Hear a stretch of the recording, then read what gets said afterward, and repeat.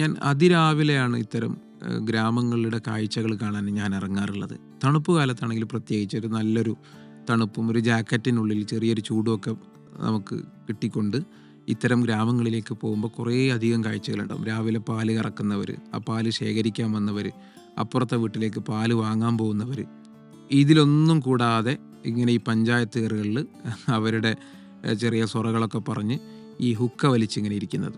കാരണം അവിടെ ഒരു ഒരു കാടിനുള്ളിലുള്ള ഒരു ഗ്രാമമാണ്. നമ്മളെല്ലാവരും ആഗ്രഹിക്കുന്ന കുറേ എലമെൻസിൽ പെട്ടതാണ് ഒരു കാട്, മണ്ണ്, മനുഷ്യൻ. അതൊരു താളാത്മകമായ അതെ. പ്രയോഗമാണ്. അത് തീർച്ചയായും. യഥാർത്ഥത്തിൽ അനുഭവിച്ചറിഞ്ഞ ഒരു ഗ്രാമമാണ് ഈ ബഗ്ഗ എന്ന് പറയുന്ന ഗ്രാമം. അതിന് ചാർപ്പായി എന്നാണ് പറയുക. പായ് എന്ന് പറഞ്ഞാൽ 4 കാലുകളുള്ളത് എന്നാണ് അർത്ഥം.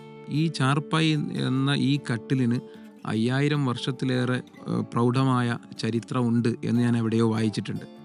പക്ഷേ ഇതിൻ്റെ ഒരു പ്രൂഫായിട്ട് എനിക്ക് കിട്ടിയിട്ടുള്ളത് പിന്നെ ഇബ്നു ബത്തൂത്ത, അദ്ദേഹം 1300-കളിലാണ് തോന്നുന്നു യെസ്. നമ്മുടെ രാജ്യം സന്ദർശിച്ചത്.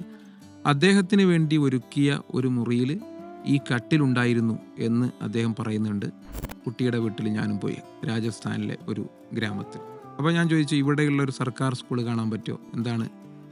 അപ്പോൾ ഞാൻ പോയപ്പോൾ ഒരു 3 മുറികളുള്ള ഒരു സ്കൂളാണ്. അതിലൊരു മുറിയിൽ ഒരു വളരെ ചെറിയൊരു മുറി അവിടുത്തെ ഓഫീസാണ്. മറ്റൊരു മുറി അംഗനവാടിയാണ്. മൂന്നാമത്തെ മുറിയിൽ അവിടുത്തെ ഉച്ചഭക്ഷണത്തിനാവശ്യമായ പിന്നെ ഗോതമ്പ് കൂട്ടിയിട്ടിട്ടുണ്ട്. സ്കൂളിലെ കുറേ സാധനങ്ങൾ കൂട്ടിയിട്ടിട്ടുണ്ട്. ആ മുറിയിൽ ഒരു ബെഞ്ച് ഡെസ്ക് പോലും ഇല്ല, ഒരു സിമൻറ്റ് തറയാണ്. അവിടെയാണ് 1 മുതൽ 5 വരെയുള്ള ക്ലാസ്സിലെ കുട്ടികൾ പഠിക്കുന്നത് എന്നാണ് പറഞ്ഞത്. എന്നെ എപ്പോഴും സങ്കടപ്പെടുത്തിയിട്ടുള്ള കാര്യം, അതിരാവിലെ എഴുന്നേറ്റ് വേണം ഈ ഗ്രാമങ്ങളിലുള്ള സ്ത്രീകൾ ടോയ്ലറ്റിൽ പോകാൻ. കാരണം ഒട്ടുമിക്ക ഗ്രാമങ്ങളിലും ടോയ്ലറ്റ് സൗകര്യങ്ങളൊന്നുമില്ല. പകരം അവരുടെ പറമ്പുകളിലും കൃഷിയിടങ്ങളിലൊക്കെയാണ് പോകുന്നത്. ഞാൻ ഈ അടുത്താണ് അറിയുന്നത് മീറാസികൾ എന്ന് പറയുന്ന ഒരു കുടുംബം ഉണ്ട് എന്ന്. ഹരിയാനയിലും ഉത്തർപ്രദേശിലും ഒക്കെ മീറാസികൾ എന്ന് പറയുന്ന ഒരു വിഭാഗമുണ്ട്. അതൊരു കുടുംബമാണ്. അവരെ സംബന്ധിച്ചിടത്തോളം അവരുടെ കുലത്തൊഴിലാണ് കല്യാണം വിളിക്കുക എന്ന്. നമുക്കൊന്ന് ഊഹിക്കാൻ പോലും സാധിക്കാത്ത ഒരു തൊഴിൽ.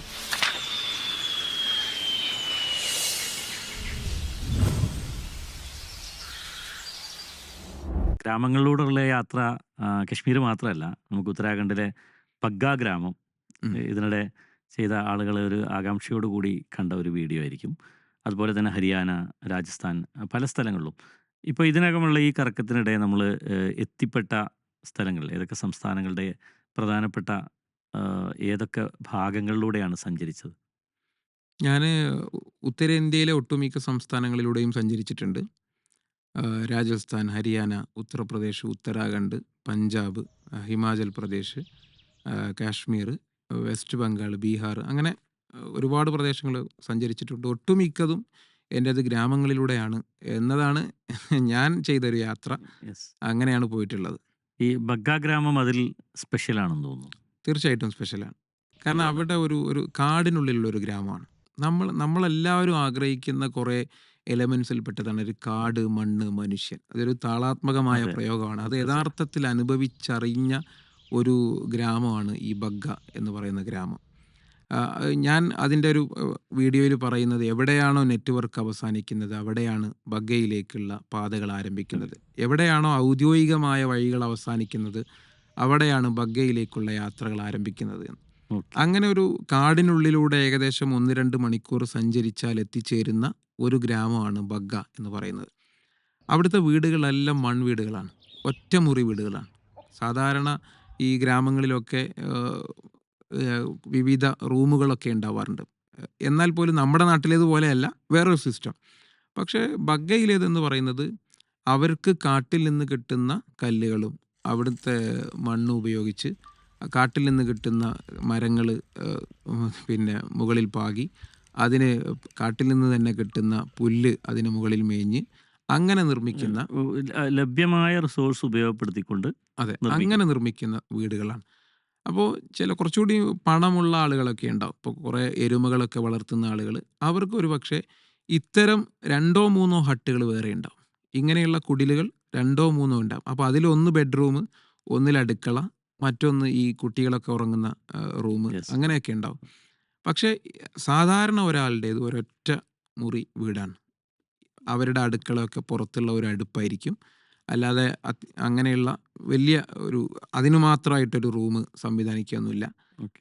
ഈ ഉത്തരേന്ത്യൻ ഗ്രാമങ്ങളിലൂടെ ചെല്ലുമ്പോൾ പല ഭാഗങ്ങളിലും ഇപ്പോൾ രാജസ്ഥാനിലാണെങ്കിലും കശ്മീരിലാണെങ്കിലും ഒക്കെ ഈ മുറ്റത്തൊരു കട്ടിൽ, ഉം. ഒരു കയറ് കൊണ്ട് മെടഞ്ഞൊരു കട്ടിൽ കാണും. അവര് റൂമിലിരിക്കുന്നതിനേക്കാളും രാത്രിയിലും അതുപോലെ തന്നെ പല സമയത്തും ആ കട്ടിൽ അവരുടെ ഒരു ജീവിതത്തിൻ്റെ ഭാഗമായിട്ട്. അതിന് ചാർപ്പായി എന്നാണ് പറയുക. പായ് എന്ന് പറഞ്ഞാൽ 4 കാലുകളുള്ളത് എന്നാണ് അർത്ഥം. ഈ ചാർപ്പായി എന്ന ഈ കട്ടിലിന് 5000 വർഷത്തിലേറെ പ്രൗഢമായ ചരിത്രമുണ്ട് എന്ന് ഞാൻ എവിടെയോ വായിച്ചിട്ടുണ്ട്. പക്ഷേ ഇതിൻ്റെ ഒരു പ്രൂഫായിട്ട് എനിക്ക് കിട്ടിയിട്ടുള്ളത് പിന്നെ ഇബ്നു ബത്തൂത്ത. അദ്ദേഹം 1300കളിലാണ് തോന്നുന്നു യെസ്. നമ്മുടെ രാജ്യം സന്ദർശിച്ചത്. അദ്ദേഹത്തിന് വേണ്ടി ഒരുക്കിയ ഒരു മുറിയിൽ ഈ കട്ടിലുണ്ടായിരുന്നു എന്ന് അദ്ദേഹം പറയുന്നുണ്ട്. ആ കട്ടിലിനെ കുറിച്ച് അദ്ദേഹം വിശേഷിപ്പിക്കുന്നത് ഇന്ത്യയിലെ ഈ അവരുടെ കട്ടിലുകൾ വളരെ ഭാരം കുറഞ്ഞവയാണ്. അതൊരാൾക്ക് തന്നെ അനായാസം ചുമന്നു കൊണ്ടാവാനാകും. കുടുംബത്തിലെ എല്ലാവരും യാത്ര ചെയ്യുമ്പോൾ അവരുടെ അടിമകൾ ഇത് വഹിക്കും. അങ്ങനെ അദ്ദേഹം അതെല്ലാം എഴുതിയിട്ട് വിശദമായിട്ട് എഴുതി വെച്ചിട്ടുണ്ട്. വിശദമായിട്ട് എഴുതിയിട്ടുണ്ട്. എന്ന് മാത്രമല്ല അതിൽ കിടക്കുന്നയാൾക്കനുസരിച്ച് അത് സ്വയം പരുവപ്പെടും. കാരണം ഇത് കയറുകൾ മെടഞ്ഞ് അങ്ങനെ നൂലുകൾ മെടഞ്ഞുകൊണ്ടാണ് ഇത് നിർമ്മിക്കുന്നത്. അപ്പോൾ അത് കിടക്കുന്നയാൾക്കനുസരിച്ച് ഇതിങ്ങനെ അങ്ങോട്ടും ഇങ്ങോട്ടും തിരിഞ്ഞു. അപ്പോൾ അതിനെ വിശേഷിപ്പിച്ചുകൊണ്ട് പറയുന്നത് അത് കിടക്കുന്നയാൾക്കനുസരിച്ച് അത് സ്വയം പരുവപ്പെടും എന്ന് അദ്ദേഹം പറയുന്നുണ്ട്. ഇത് ചാർപ്പായി എന്ന് പറയുന്നത് ഉത്തരേന്ത്യയിലെ എല്ലാ ഗ്രാമങ്ങളുടെയും അവരുടെ സംസ്കാരത്തോട് ചേർന്ന് നിൽക്കുന്ന ഒരു കട്ടിലാണ്. അല്ലാതെ ഒരു ബെഡ് സിസ്റ്റം ഞാൻ ഇതുവരെ എവിടെയും കണ്ടിട്ടില്ല. ഈ ഗ്രാമങ്ങളിൽ എവിടെയും കണ്ടിട്ടില്ല. അവർ കിടക്കുന്നതും ഇവിടെ തന്നെയാണ്. അവർ ഭക്ഷണം കഴിക്കുന്നവർ ഇതിൽ തന്നെയാണ്. ഈ ചാർപ്പായിൽ അപ്പുറത്തും ഇപ്പുറത്തും ഇങ്ങനെ അഭിമുഖമായിരുന്ന് നടുവിലൊരു പലക കഷ്ണം അങ്ങനെ വെച്ച് അതിൽ ഭക്ഷണം വിളമ്പും. ആ ചാർപ്പായിൽ ഇങ്ങനെ ചമ്രം പടിഞ്ഞിരുന്ന് അതിൽ നിന്ന് ഭക്ഷണം കഴിക്കുന്ന രീതിയാണ്. അപ്പോൾ ഒരു കിടക്കാനും ഭക്ഷണം കഴിക്കാനും ഒരു നാട്ടുവർത്തമാനങ്ങൾക്ക് വേണ്ടിയൊക്കെ ഉപയോഗിക്കുന്ന ഒരു മൾട്ടി പർപ്പസ് കട്ടിലാണ് ഈ ചാർപ്പായി ചാർപ്പായി എന്ന് എന്ന് പറയുന്നത്. പറയുന്നത്. തീർച്ചയായും നമുക്ക് ഈ ഉത്തരേന്ത്യൻ യാത്രകളിലേക്ക് വന്നാൽ സാധാരണഗതിയിൽ കാഴ്ചകൾ കാണാൻ വേണ്ടിയുള്ള യാത്രകൾ എന്നതിനപ്പുറം ടി യാത്രകൾക്ക് വേറെ ഒരു ഉദ്ദേശം കൂടിയുണ്ട്. ടി ഒരു വിദ്യാഭ്യാസ പ്രവർത്തകനാണ്. പല സ്ഥലങ്ങളിലും യാത്ര ചെയ്യുമ്പോൾ നമ്മൾ അവിടുത്തെ കാഴ്ചകൾ മാത്രമല്ല അവിടുത്തെ ഒരു സാമൂഹിക യാഥാർത്ഥ്യങ്ങൾ കൂടി നമുക്ക് തിരിച്ചറിയാനാകും. അവിടെയുള്ള ചില പ്രശ്നങ്ങൾ, പ്രത്യേകിച്ച് വിദ്യാഭ്യാസപരമായ പിന്നോക്കാവസ്ഥ പോലെയുള്ള പ്രശ്നങ്ങൾ നമുക്ക് തിരിച്ചറിയാനാകും. അങ്ങനെ സഞ്ചാരികൾ യാത്ര ചെയ്ത് ഒരു പ്രദേശത്തെത്തുന്നു, അവിടെയുള്ള പ്രശ്നങ്ങൾ തിരിച്ചറിയുന്നു, അതിനുള്ള പരിഹാരം എന്തെന്ന് ചിന്തിക്കുന്നു, അത് യാഥാർത്ഥ്യമാക്കാനുള്ള ശ്രമങ്ങൾ നടത്തുന്നു. അത്തരം ചില സാർത്ഥകമായ യാത്രകൾ ഉണ്ടാവാറുണ്ട്. ഉം. ഞാൻ മനസ്സിലാക്കിയിടത്തോളം ടിയുടെ ഈ വിദ്യാഭ്യാസ മേഖലയിലുള്ള പ്രവർത്തനങ്ങൾ ഉത്തരേന്ത്യയിൽ ഏത് രീതിയിലാണ് നടക്കുന്നത്? ഇത്തരം യാത്രകൾ അതിലേക്ക് ഏത് രീതിയിലാണ് സഹായകമായിട്ടുള്ളത്? ഞാൻ ഇങ്ങനൊരു സംവിധാനത്തെക്കുറിച്ച് ആലോചിക്കുന്നത് എൻ്റെ ഒരു യാത്രയിൽ പിന്നെ ഹരിയാനയിലെ ഒരു കുഗ്രാമത്തിൽ അവിടുത്തെ ഒരു സർക്കാർ സ്കൂൾ സന്ദർശിക്കാൻ അവസരമുണ്ടായതിനെ തുടർന്നാണ്. അവിടുത്തെ സ്കൂളിലൊരു 30 കുട്ടികളും ഒരു 12 അധ്യാപകരും. അപ്പോൾ എന്തിനാണ് ഇത്രയും കുറഞ്ഞ കുട്ടികൾക്ക് ഇത്രയധികം അധ്യാപകരെന്ന ചോദ്യത്തിന് അവർ പറഞ്ഞത് 500ലേറെ കുട്ടികൾ അഡ്മിഷൻ എടുത്ത സ്കൂളാണ്. പക്ഷേ എല്ലാ ദിവസവും വരുന്നത് 50ൽ താഴെ മാത്രം കുട്ടികളാണ്. ഈ ഒരു അവസ്ഥ മനസ്സിലാകാത്തത് നമ്മൾ കേരളത്തിൽ ഈ അവസ്ഥ അഭിമുഖീകരിക്കാത്ത ആൾക്കാരായതുകൊണ്ടാണ്. അപ്പോൾ ആ അധ്യാപകർ എന്നോട് ചോദിച്ചതാണ്, ഈ കുട്ടികളെ എല്ലാ ദിവസവും സ്കൂളിലെത്തിക്കാൻ നിങ്ങൾക്ക് എന്തെങ്കിലുമൊക്കെ ചെയ്തു തരാൻ പറ്റുമോ? അങ്ങനെയാണ് ആ ഗ്രാമത്തിൽ ആദ്യമായിട്ടൊരു ഒരു ലേണിംഗ് സെൻറ്റർ ആരംഭിച്ചത്.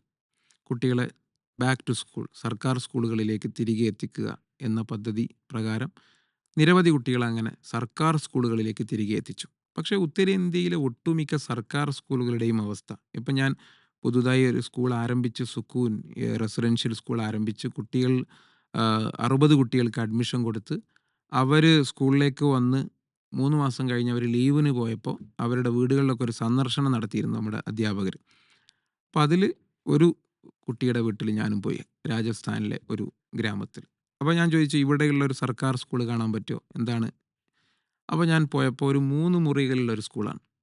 അതിലൊരു മുറിയിൽ ഒരു വളരെ ചെറിയൊരു മുറി അവിടുത്തെ ഓഫീസാണ്. മറ്റൊരു മുറി അംഗനവാടിയാണ്. മൂന്നാമത്തെ മുറിയിൽ അവിടുത്തെ ഉച്ചഭക്ഷണത്തിനാവശ്യമായ പിന്നെ ഗോതമ്പ് കൂട്ടിയിട്ടിട്ടുണ്ട്. സ്കൂളിലെ കുറേ സാധനങ്ങൾ കൂട്ടിയിട്ടിട്ടുണ്ട്. ആ മുറിയിൽ ഒരു ബെഞ്ച് ഡെസ്ക് പോലും ഇല്ല. ഒരു സിമൻറ്റ് തറയാണ്. അവിടെയാണ് 1 മുതൽ 5 വരെയുള്ള ക്ലാസ്സിലെ കുട്ടികൾ പഠിക്കുന്നത് എന്നാണ് പറഞ്ഞത്. ഒരു അധ്യാപകനെ അടിസ്ഥാന സൗകര്യങ്ങൾ ഒട്ടുമില്ല. അടിസ്ഥാന സൗകര്യങ്ങൾ ഒട്ടുമില്ല. നിലത്തിരുന്ന് പഠിക്കുന്ന സിസ്റ്റമാണുള്ളത്. എന്ന് മാത്രമല്ല ആ ഒരു ക്ലാസ് മുറി ഇത്രയധികം കുട്ടികളെ പിന്നെ ഏറ്റെടുക്കാൻ പറ്റുന്നൊരു സംവിധാനമേ ഇല്ല. അപ്പോൾ ഒരു ഗ്രാമത്തിൻ്റെ കഥ മാത്രമല്ല ഇത്. ഒരുപാട് ഗ്രാമങ്ങൾ ഇങ്ങനെ വിദ്യാഭ്യാസത്തിൽ പിന്നാക്കമാണ്. ഈ കാരണങ്ങൾ കൊണ്ടാണ്. അവരുടത്തെ പ്രാഥമിക സൗകര്യങ്ങളില്ലാത്തതുകൊണ്ട്. എനിക്ക് മനസ്സിലായത് ഈ കുട്ടികളോട് സംവദിക്കുന്നത് കൊണ്ടും അവരോട് സംസാരിച്ചതിൻ്റെയും ഫലം എനിക്ക് മനസ്സിലായത് നമ്മളെക്കാൾ ബ്രില്യൻ്റ് ആയിട്ടുള്ള കുട്ടികളാണ്. ഇപ്പോൾ ഞാൻ റീസെൻ്റ്ലി ഒരു ഉദാഹരണം പറയുന്നത്, നമ്മുടെ സ്കൂളിൽ 3 മാസം പഠിച്ച് അവരുടെ നാട്ടിൽ പോയ ഈ കുട്ടികൾ അവിടുത്തെ അംഗനവാടികളിലും LP സ്കൂളുകളിലൊക്കെ ക്ലാസ് എടുക്കുന്ന കാഴ്ച എനിക്ക് അവിടുത്തെ രക്ഷിതാക്കൾ പലരും അയച്ചു തന്നിട്ടുണ്ട്. അപ്പം ഞാൻ നോക്കുമ്പോൾ നമ്മളെക്കാൾ ബ്രില്യൻ്റ് ആയിട്ടുള്ള കുട്ടികളാണ്. പക്ഷേ അവരെ കൈ പിടിക്കാനുള്ള ഒരൊറ്റ കൈ വന്നാൽ മാത്രം മതി. അവർ മുന്നോട്ട് വന്നോളും. അതെ. മാത്രമല്ല ഇവര് പലപ്പോഴും നമ്മൾ നേരത്തെ കശ്മീരിനെ കുറിച്ചൊക്കെ പറഞ്ഞ പോലെ പലതരത്തിലുള്ള പാരമ്പര്യമായി അവർക്ക് കൈമാറി കിട്ടിയ പല ആർട്ടിസ്റ്റിക് വാല്യൂസും അതുപോലെ തന്നെ അതെ. പല കലാമൂല്യങ്ങളും ഒക്കെ ഉള്ള ആളുകളായിരിക്കും. ആളുകൾ. പക്ഷെ അതിനെ ഡെവലപ്പ് ചെയ്യാനുള്ള ഒരു വേദികളില്ല. വേദികൾ കിട്ടിയാൽ തന്നെ ഇപ്പം നമുക്ക് അങ്ങനെയാണോ ഈ സുക്കൂൻ സ്കൂളുകളുടെ സുക്കൂൻ പിറവി? സ്കൂളുകൾ ആരംഭിച്ചത്. നമുക്ക് സുക്കൂൻ ലേണിംഗ് സെൻ്ററുകളുണ്ട്. അത് ഏകദേശം 30 ലേണിംഗ് സെൻ്ററുകൾ പിന്നെ ഈ 5 സംസ്ഥാനങ്ങളിലായിട്ട് പ്രവർത്തിക്കുന്നുണ്ട്. അതിൽ നിന്നുള്ള ഏറ്റവും ബ്രില്യൻ്റ് ആയിട്ടുള്ള കുട്ടികളെ സുക്കൂൻ റെസിഡൻഷ്യൽ സ്കൂൾ ഹരിയാനയിലെ ആന്താക്ക എന്ന് പറയുന്ന ഒരു ഗ്രാമത്തിൽ വെച്ച് പഠിപ്പിക്കുന്നു. അതിൻ്റെ പണി നിർമ്മാണ പ്രവർത്തനങ്ങൾ ഈ അടുത്താണ് ആരംഭിച്ചത്. 3 നില ഏകദേശം പൂർത്തിയായി. 3ാമത്തെ നിലയുടെ ഒരു പണികളൊക്കെ നടന്നുകൊണ്ടിരിക്കുകയാണ്. കുട്ടികൾ താമസിച്ച് പഠിച്ചു കുട്ടികൾ തുടങ്ങി. 60 കുട്ടികൾ നമ്മൾ ഈ അധ്യയന വർഷത്തേക്ക് അഡ്മിഷൻ എടുത്തു. വളരെ ചുരുങ്ങിയ സൗകര്യങ്ങൾ മാത്രമേ ഇപ്പോഴുള്ളൂ. അതുകൊണ്ടാണ് 60 കുട്ടികൾക്ക് മാത്രം. റെസിഡൻഷ്യൽ കൂടിയുണ്ട്. ഇപ്പോൾ അവിടെ ഹരിയാനയിൽ നിന്നുള്ള കുട്ടികളാണോ അതോ മറ്റു പല സ്ഥലങ്ങളിൽ നിന്ന് 5 കുട്ടികൾ? സംസ്ഥാനങ്ങളിൽ നിന്നുള്ള കുട്ടികൾ 5 സംസ്ഥാനങ്ങളിലെ കുട്ടികൾ ഇവിടെ വന്ന് പഠിക്കുന്നു. വന്ന് പഠിക്കും. ഓക്കെ. അതിനുള്ള സൗകര്യമാണ് നമ്മൾ ഒരുക്കിയിട്ടുള്ളത്. ഇപ്പോൾ ഗേൾസ് ക്യാമ്പസ് ഗേൾസിനുള്ള സൗകര്യമില്ല. കാരണം റെസിഡൻഷ്യൽ സ്കൂൾ ആയതുകൊണ്ട് അതുകൂടി ആരംഭിച്ച് ഗേൾസിന് കൂടിയുള്ള ഇത് ഇവിടെ കൊടുക്കണം. കാരണം ഞങ്ങൾ പ്രവർത്തിക്കുന്ന പല മേഖലകളിലും സ്ത്രീ വിദ്യാഭ്യാസത്തിൻ്റെ നിരക്ക് എന്ന് പറയുന്നത്, അവരുടെ സാക്ഷരതാ നിരക്ക് എന്ന് പറയുന്നത് 35ഉം 50ഉം ഒക്കെയാണ്. അപ്പോൾ വളരെ വളരെ പിറകിലായിട്ടുള്ള ഒരു സാഹചര്യമാണ് നിലവിലുള്ളത്. അപ്പോൾ അവർക്ക് കൂടി എല്ലാവരെയും ഉൾക്കൊള്ളുന്ന തരത്തിലുള്ള സ്കൂൾ സംവിധാനങ്ങൾ വിപുലമായ രീതിയിൽ ആരംഭിക്കണം എന്ന് തന്നെയാണ് ആഗ്രഹിക്കുന്നത്. All the best. ഇപ്പോൾ നമുക്ക് ഈ ഇതിനെക്കുറിച്ച് പറഞ്ഞപ്പം നമ്മളെ ഉത്തരേന്ത്യയിൽ കശ്മീരിലാണെങ്കിലും മറ്റ് സംസ്ഥാനങ്ങളുടെ ഗ്രാമങ്ങളിലാണെങ്കിലും ഒരു സ്ത്രീ ജീവിതങ്ങൾ, അവരുടെ ഒരു സ്ത്രീ വിദ്യാഭ്യാസം അതുപോലുള്ള അതിലെന്തെങ്കിലും തരത്തിലുള്ള ശ്രദ്ധിക്കപ്പെടുന്ന കാര്യങ്ങൾ അല്ലെങ്കിൽ അതിൻ്റെ ഒരു പോരായ്മ ഫീൽ ചെയ്യുന്നുണ്ടോ? തീർച്ചയായിട്ടും ഉണ്ട്. അപ്പോൾ ഈ സ്ത്രീ ജീവിതങ്ങളെന്ന് പറയുന്നത് നമ്മൾ രാവിലെ എഴുന്നേറ്റ് പോയിട്ടുണ്ടെങ്കിൽ കാണുന്നത്, എന്നെ എപ്പോഴും സങ്കടപ്പെടുത്തിയിട്ടുള്ള കാര്യം, അതിരാവിലെ എഴുന്നേറ്റ് വേണം ഈ ഗ്രാമങ്ങളിലുള്ള സ്ത്രീകൾ ടോയ്ലറ്റിൽ പോകാൻ. കാരണം ഒട്ടുമിക്ക ഗ്രാമങ്ങളിലും ടോയ്ലറ്റ് സൗകര്യങ്ങളൊന്നുമില്ല. പകരം അവരുടെ പറമ്പുകളിലും കൃഷിയിടങ്ങളിലൊക്കെയാണ് പോകുന്നത്. അപ്പോൾ സ്ത്രീകളായതുകൊണ്ട് അവർക്കൊരു ബുദ്ധിമുട്ടുണ്ട്. അതിരാവിലെ എഴുന്നേറ്റ് വേണം ഈ പ്രാഥമിക കർമ്മങ്ങളൊക്കെ നിർവഹിക്കാൻ. ആണുങ്ങൾക്ക് ഏത് സമയത്തും ആവാം. അങ്ങനെയാണ് ഞാൻ കണ്ടിട്ടുള്ളത്. ഇപ്പോൾ ഞാൻ ചില സ്ഥലങ്ങളിലൊക്കെ ചില ഗ്രാമങ്ങളിലൊക്കെ മനോഹരമായൊരു കൃഷിപ്പാടങ്ങളും ഒക്കെ ഇങ്ങനെ കാണുമ്പോൾ ഒന്ന് നടക്കാനിറങ്ങാം എന്ന് വിചാരിക്കുമ്പോൾ യെസ്. ഈ അതിരാവിലെയും അതുപോലെ വൈകുന്നേരങ്ങളിലും നമുക്ക് ഇങ്ങനെയുള്ള ചില പ്രയാസങ്ങളുണ്ട്. അപ്പോൾ ഇതൊക്കെ കാണുമ്പോൾ അതുപോലെ ഇതൊക്കെ ഒരു പക്ഷേ അവർക്ക് ബുദ്ധിമുട്ടാകണമെന്നില്ല. നമ്മളെ സംബന്ധിച്ചിടത്തോളാണ് ഇതിങ്ങനെ കാണുമ്പോൾ സങ്കടം പ്രയാസം ഉണ്ടാക്കുന്നത്. തോന്നുന്നത്. തീർച്ചയായിട്ടും. ഈ ഇവരുടെ ഇടയിലുള്ള പ്രവർത്തനങ്ങൾ ഇപ്പം സുക്കൂൻ സ്കൂളുകൾ അതിൽ കേന്ദ്രീകരിക്കുന്നു എന്ന് പറഞ്ഞു. അപ്പോൾ ഈ ഫുഡ് ഓൺ വീൽസ് പോലെയുള്ള താങ്കളും സുഹൃത്തുക്കളും ചേർന്ന് വേറെ ചില ചാരിറ്റി പ്രവർത്തനങ്ങൾ കൂടി ഈ യാത്രക്കിടയിൽ നടപ്പിലാക്കുന്നുണ്ട് എന്നറിഞ്ഞു. ഭക്ഷണത്തിലൂടെ വിദ്യാഭ്യാസത്തിലേക്ക് എന്നതാണ് ഫുഡ് ഓൺ വീൽസ് എന്ന ഈ പ്രോജക്റ്റിൻ്റെ ഒരു തീം എന്ന് പറയുന്നത്. ആളുകൾ അവരുടെ ബർത്ത്ഡേ അതുപോലെ ആനിവേഴ്സറികൾക്കൊക്കെ നമ്മുടെ കുട്ടികൾക്ക്, ഇങ്ങനെയുള്ള തെരുവിലുള്ള കുട്ടികൾക്കൊക്കെ ഭക്ഷണം കൊടുത്ത് അതിൻ്റെ ഒരു വിഹിതം നമ്മൾ മാറ്റിവെച്ച് അവരുടെ തന്നെ വിദ്യാഭ്യാസ പ്രവർത്തനങ്ങൾക്ക് വേണ്ടി ഉപയോഗിക്കുക എന്നുള്ളതാണ് ഇപ്പോൾ അങ്ങനെ ചെയ്തുകൊണ്ടിരിക്കുന്നത്. ഡൽഹിയിലും അതുപോലെ പരിസരത്തുള്ള 2 സംസ്ഥാനങ്ങളിലുമായിട്ട് 3 ലൈഫ് സ്കൂളുകൾ നമ്മുടെ ഈ food on wheels life school എന്ന പേരിൽ പ്രവർത്തിച്ചുകൊണ്ടിരിക്കുന്നുണ്ട്. അവിടെ ഈ തെരുവിൽ നിന്നുള്ള കുട്ടികളാണ് അവിടെ പഠിക്കുന്നത്. അവരെ സർക്കാർ സ്കൂളുകളിലേക്ക് എത്തിക്കുകയാണ് ചെയ്യുന്നത് നമ്മൾ. ഓക്കെ. അപ്പോൾ അങ്ങനെയുള്ള പ്രവർത്തനങ്ങളുടെ അത് തരുന്നൊരു ആത്മവിശ്വാസവും ഉം. അതിൽ ആ ഒരു സന്തോഷമൊക്കെ ഈ യാത്രയുടെ കൂടെയുണ്ട്. തീർച്ചയായിട്ടും ഉണ്ട്. തീർച്ചയായിട്ടും. അപ്പോൾ അങ്ങനെ അവരിലൂടെയുള്ള ഈ യാത്രകൾ ഗ്രാമങ്ങളിലേക്ക് എത്തുന്നു. ഗ്രാമങ്ങളിൽ പല കാണാത്ത കാഴ്ചകൾ കാണുന്നു. അതിലൊക്കെ ഒരു കൗതുകം കാണുന്നു. അതിനകത്തൊരു കഥ കാണുന്നു. ഉം. ആ കഥ നാട്ടുകാരോട് പറയുന്നു. ഇങ്ങനെയുള്ള യാത്രകൾ ചെയ്യുമ്പോഴാണ് അത്തരം കഥകളിലേക്ക് നമ്മൾ എത്തിച്ചേരുന്നത്. ഞാൻ ഈ അടുത്താണ് അറിയുന്നത് മീറാസികൾ എന്ന് പറയുന്ന ഒരു കുടുംബം ഉണ്ട് എന്ന്. ഹരിയാനയിലും ഉത്തർപ്രദേശിലും ഒക്കെ മീറാസികൾ എന്ന് പറയുന്ന ഒരു വിഭാഗമുണ്ട്. അതൊരു കുടുംബമാണ്. അവരെ സംബന്ധിച്ചിടത്തോളം അവരുടെ കുലത്തൊഴിലാണ് കല്യാണം വിളിക്കുക എന്ന്. നമുക്കൊന്ന് ഊഹിക്കാൻ പോലും സാധിക്കാത്ത ഒരു ഒരു തൊഴിൽ. നമ്മുടെ നാട്ടിൽ മുമ്പ് ഉണ്ടായിരുന്നു എന്നൊക്കെ ഇപ്പം ഞാൻ പലരോടും പങ്കുവെച്ചപ്പോൾ അത് എന്നോട് പറഞ്ഞു. അപ്പോൾ അതൊരു അവകാശമായിട്ട് കാണുന്നു അവർ. ആ കല്യാണം വിളിക്കുക. അവകാശമല്ല, അതാണ് അവരുടെ ഒരു തൊഴിൽ. ആ. അപ്പോൾ നമ്മുടെ വീട്ടിലൊരു കല്യാണം ഉണ്ടെങ്കിൽ ആ ആ വീട്ടുകാരോട് പോയി പറഞ്ഞാൽ നമ്മൾ ആരൊക്കെയാണോ വിളിക്കാൻ ആഗ്രഹിക്കുന്നത് അവർ പോയി വിളിക്കും. അപ്പോൾ അതിന് നമ്മൾ ചെറിയൊരു എന്തെങ്കിലും ഒരു പേയ്മെൻറ്റ് കൊടുത്താൽ മതി. അതുമാത്രമല്ല നമ്മുടെ വീട്ടിൽ വന്ന് ഒരു കല്യാണത്തിന് അവരുടെ ജീവിതവും സംസ്കാരവും വിപ്ലവങ്ങളും ഒക്കെ ഇങ്ങനെ നല്ല ഹാർമോണിയത്തിൽ വായിക്കുകയും പിന്നെ പാട്ട് പാടുകയൊക്കെ ചെയ്യും. അപ്പോൾ ഞാൻ അവരോട് കൗതുകത്തിൻ്റെ പുറത്ത് ചോദിച്ചു, നിങ്ങൾ എത്രയാണ് ഇതിനൊരു പേയ്മെൻറ്റ് എങ്ങനെയാണ്? അപ്പോൾ എന്നോട് പറഞ്ഞത് ഞങ്ങൾ 100 രൂപയൊക്കെ കൊടുക്കും എന്നാണ്. അത് അപ്പോൾ ശരി. അങ്ങനെയുള്ള കുറേ കഥകളിലേക്ക് നമ്മൾ എത്തിച്ചേരും. ഇതൊരു അവിചാരിതമായിട്ട് ഞാനൊരു ഗ്രാമത്തിൽ നിന്ന് കണ്ടുമുട്ടിയപ്പോൾ ഒരാൾ എന്നോട് പറഞ്ഞതാണ് ഈ കഥകൾ. അത് ശരി. ഓക്കെ. അപ്പോൾ ഒരു കല്യാണം വിളിക്കുക മാത്രമല്ല, ശരിക്കും ഒരു ഇവന്റ് തന്നെ അവർ ചെയ്യുന്നുണ്ട് കംപ്ലീറ്റ്. അതെ അതെ. അത് അവർ പാരമ്പര്യമായി അങ്ങനെ ചെയ്തു പോകുന്നു. അവരുടെ അങ്ങനെ കുലത്തൊഴിൽ. പലതരത്തിലുള്ള കുലത്തൊഴിലുകൾ എടുത്ത് പോകുന്ന അത് ഇപ്പോഴും അങ്ങനെ തുടർന്നുകൊണ്ടിരിക്കുന്ന വിചിത്രമായ ജോലികളൊക്കെ ചെയ്യുന്ന ഉം. ആളുകളെ നമുക്ക് ഈ യാത്രയിൽ കണ്ടെത്താനാവുന്നു.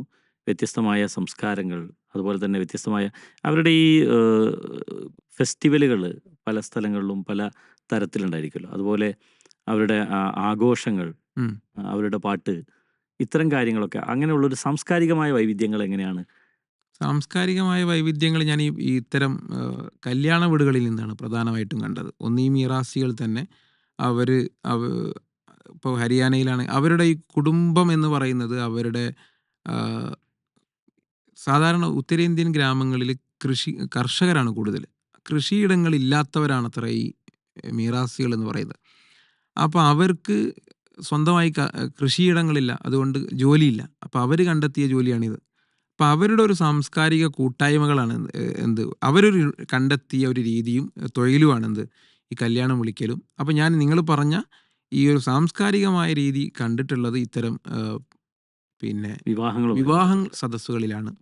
എന്ന് മാത്രമല്ല ഈ തണുപ്പ് കാലത്ത് അതിരാവിലെയും വൈകുന്നേരങ്ങളിലും ഒരു പഞ്ചായത്ത് ഗർ എന്ന് പറയുമ്പോൾ ഒരു നമ്മുടെ നാട്ടിലെ ഒരു കൂട്ടായ്മ, ഒരു ക്ലബ്ബ് പോലെയൊക്കെയുള്ള അത്തരം സംവിധാനങ്ങൾ, ഒരു പുൽക്കുടിലുകളൊക്കെ ഉണ്ടാവാറുണ്ട് ഈ ഗ്രാമങ്ങളിൽ.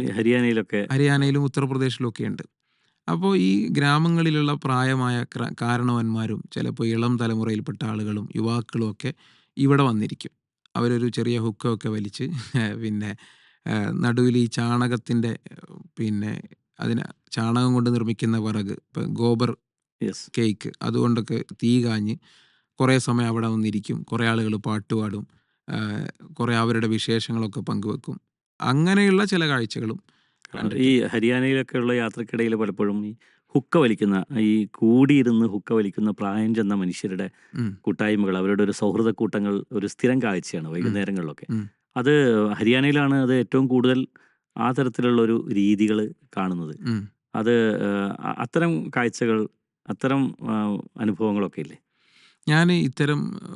ഞാൻ അതിരാവിലെയാണ് ഇത്തരം ഗ്രാമങ്ങളുടെ കാഴ്ചകൾ കാണാൻ ഞാൻ ഇറങ്ങാറുള്ളത്. തണുപ്പ് കാലത്താണെങ്കിൽ പ്രത്യേകിച്ച് ഒരു നല്ലൊരു തണുപ്പും ഒരു ജാക്കറ്റിനുള്ളിൽ ചെറിയൊരു ചൂടുമൊക്കെ നമുക്ക് കിട്ടിക്കൊണ്ട് ഇത്തരം ഗ്രാമങ്ങളിലേക്ക് പോകുമ്പോൾ കുറേ അധികം കാഴ്ചകളുണ്ടാവും. രാവിലെ പാല് കറക്കുന്നവർ, ആ പാല് ശേഖരിക്കാൻ വന്നവർ, അപ്പുറത്തെ വീട്ടിലേക്ക് പാല് വാങ്ങാൻ പോകുന്നവർ, ഇതിലൊന്നും കൂടാതെ ഇങ്ങനെ ഈ പഞ്ചായത്ത് കയറുകളിൽ അവരുടെ ചെറിയ സൊറകളൊക്കെ പറഞ്ഞ് ഈ ഹുക്ക വലിച്ചിങ്ങനെ ഇരിക്കുന്നത്. ഹുക്ക എന്ന് പറയുന്നത് അവരുടെ ജീവിതത്തിൻ്റെ, നമ്മൾ ഇപ്പോൾ ഹുക്കകൾ പലയിടത്തും ഉണ്ട്. ഇപ്പോൾ ഹുക്ക ഷോപ്പുകൾ കോഫിയോടൊപ്പം ഹുക്ക വലിക്കുന്ന രീതികളൊക്കെ ഫ്ലേവറൊക്കെ ഇട്ടുകൊണ്ടാണ് അവിടെയൊക്കെ ചേർത്ത്. പക്ഷേ എന്താ പറയുക, അതിൻ്റെ ഒരു തനത് രൂപം അങ്ങനെ നമുക്കൊരു സ്മെല്ല് വേറൊരു രീതിയിലൊക്കെ ഒരു ഇറിറ്റേഷനൊക്കെ ഫീൽ ചെയ്യും. കാരണം അതെ. അത്ര അങ്ങനെ ഒരു സ്ട്രോങ് ഫ്ലേവർ ആയിട്ടുള്ള സ്ട്രോങ് ആയിട്ടുള്ളതാണ് ഉപയോഗിക്കുക. അതിൽ ഉപയോഗിക്കുന്ന ഈ കനൽ എന്ന് പറയുന്നത് നമ്മൾ ഉപയോഗിക്കുക ചാർക്കോളാണ്. പക്ഷേ ഇവരുപയോഗിക്കുന്നത് ഈ പിന്നെ ചാണകം കൊണ്ടുള്ള ഗോബർ കേക്ക് ഗോബർ എന്ന് കേക്ക്. പറയുന്ന ഇതാണ് ഉപയോഗിക്കുക. അത് കത്തിച്ചുകൊണ്ടാണ് ചെയ്യുക. അപ്പോൾ ഇതിങ്ങനെ ഒറ്റ ഹുക്ക മാത്രമാണ് ഉണ്ടാവുക. ബാക്കിയുള്ളവരൊക്കെ നമ്മൾ ഈ ഇത്തരം ഷോപ്പുകളിലൊക്കെ അതിനൊരു പ്രത്യേക ടോപ്പൊക്കെ ഉണ്ട്. അതെ. ഇവരെന്ത് നമ്മൾ കൈ കൊണ്ട് ഇങ്ങനെ മെല്ലെ ഓരോരുത്തരും എന്ത് ചെയ്യണം, കൈ ഇങ്ങനെ പിടിച്ചുകൊണ്ട് കൈ വലിച്ചെടുക്കണം. ഉപയോഗിച്ച് വലിക്കണം. ബാക്കിയുള്ള ഇതിൽ നേരിട്ട് വലിക്കാൻ പാടില്ല. അപ്പോൾ ഈ ഒരൊറ്റ ഹുക്കയും എല്ലാവർക്കും കൈമാറി കൊടുക്കാൻ പറ്റും. ആ ഒട്ടധികം ആളുകളും ഇങ്ങനെ ഇരുന്ന് അതിങ്ങനെ അതിൻ്റെ ആ നീണ്ടു നിൽക്കുന്ന ഭാഗം മാത്രം ഇങ്ങനെ തിരിച്ചിങ്ങനെ അത് രസകരമായൊരു കാഴ്ചയാണ്. ഈ ഇത്തരം അതിരാവിലെയുള്ള ഈ പുലർകാലങ്ങളിൽ ഈ ഇത്തരം ഗ്രാമങ്ങളിൽ നമുക്ക് അനുഭവിക്കാൻ പറ്റുന്ന രസകരമായൊരു കാഴ്ച ഇങ്ങനെയുള്ള ഈ കൂട്ടായ്മകളാണ്. ഓക്കെ. അപ്പോൾ പി.ടിയുടെ വ്യക്തിപരമായ കാര്യങ്ങളിലേക്ക് വന്നാൽ പി.ടി മുഹമ്മദ്. യെസ്. പൂർണ്ണമായി പറഞ്ഞാൽ ഹാഫിദ് പി.ടി മുഹമ്മദ് സക്കാഫി. അപ്പോൾ ഒരു മതപഠനം പൂർത്തീകരിച്ച് ജോലിയായിട്ടൊരു ഡിസൈനറുടെ ജോലി സ്വീകരിച്ച് അതൊരു ഭാഗത്ത് മുന്നോട്ട് പോകുന്നു. അതോടൊപ്പം സഞ്ചാരവുമായി നാട് ചുറ്റുന്നു. അവിടെ ആ നാട് അതുപോലെ തന്നെ വ്യക്തിപരമായ ചില കാര്യങ്ങൾ പറഞ്ഞാൽ. ഞാൻ മലപ്പുറം ജില്ലയിൽ രണ്ടത്താണി എന്ന സ്ഥലത്താണ് എൻ്റെ വീട്. ഞാൻ കോഴിക്കോട് മർക്കസിൽ നിന്നാണ് പഠനം പൂർത്തിയാക്കിയത്. ഏകദേശം 13 വർഷം ഞാനവിടെ പഠനം നടത്തി. അവിടെ മർക്കസ് നോളജ് സിറ്റിയിലായിരുന്നു ജോലി ആരംഭിച്ചത്. ഡിസൈനർ ആയിട്ടാണ്, അവിടുത്തെ ഒരു മീഡിയ ഹെഡായിട്ടാണ് എൻ്റെ കരിയർ സ്റ്റാർട്ട് ചെയ്തത്.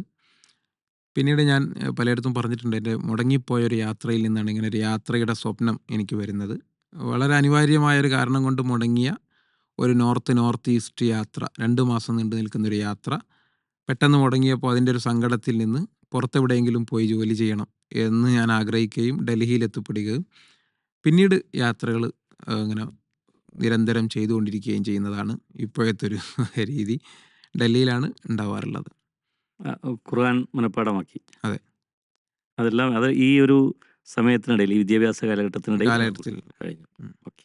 ഏതായാലും പി.ടിയുടെ യാത്രകൾ ഇങ്ങനെ ഗ്രാമങ്ങളിൽ നിന്ന് ഗ്രാമങ്ങളിലേക്ക് പല സംസ്ഥാനങ്ങളിലൂടെ ഇങ്ങനെ കടന്നു പോവുകയാണ്. അപ്പോൾ സ്വാഭാവികമായിട്ടും പലതരത്തിലുള്ള വസ്ത്രവൈവിധ്യങ്ങളുണ്ടാവും, ഭാഷ, വേഷം, അതുപോലെ തന്നെ ഭക്ഷണം, ഇതിലൊക്കെ വലിയ വൈവിധ്യങ്ങളുണ്ടായിരിക്കും.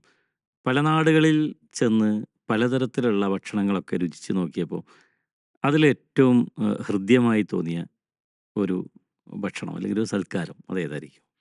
ഗ്രാമങ്ങളിൽ നിന്നുള്ള ഉത്തരേന്ത്യൻ ഗ്രാമങ്ങളിൽ നിന്നുള്ള ഒട്ടുമിക്ക ഭക്ഷണങ്ങളും എനിക്ക് ഏറ്റവും ഹൃദ്യമാണ്, കശ്മീരിലേതും. പക്ഷെ എനിക്ക് ഏറ്റവും ഹൃദ്യം എന്ന് തോന്നിയത് ഹരിയാനയിലെ ദാനയിൽ ഞങ്ങളുടെ ഒരു ലേണിംഗ് സെൻ്റർ ഉണ്ട് അവിടെ.